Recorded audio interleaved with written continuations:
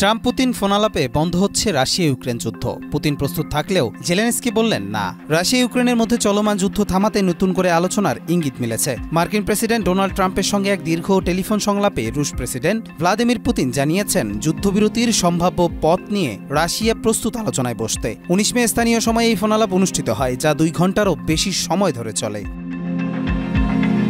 পুতিনের ভাষায় ট্রাম্পের সঙ্গে তার আলোচনা ছিল খোলামেলা, গভীর ও অর্থবহ। তিনি আরও জানান, রাশিয়া সবসময় শান্তিপূর্ণ সমাধানের পক্ষেই ছিল এবং থাকবেও। তার মতে, শান্তি অর্জনের জন্য এখন প্রয়োজন সুনির্দিষ্ট যৌক্তিক কৌশল নির্ধারণ।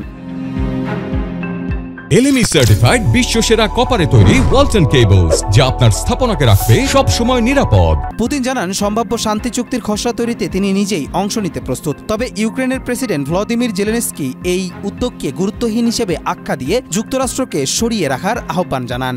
যদিও ট্রাম্প পুতিন সংলাপে আশাবাদী বার্তা উঠে এসেছে, নির্দিষ্টভাবে আলোচনা শুরু করার তারিখ এখনও নির্ধারিত হয়নি। কবির চৌধুরী জয়, মাই টিভি।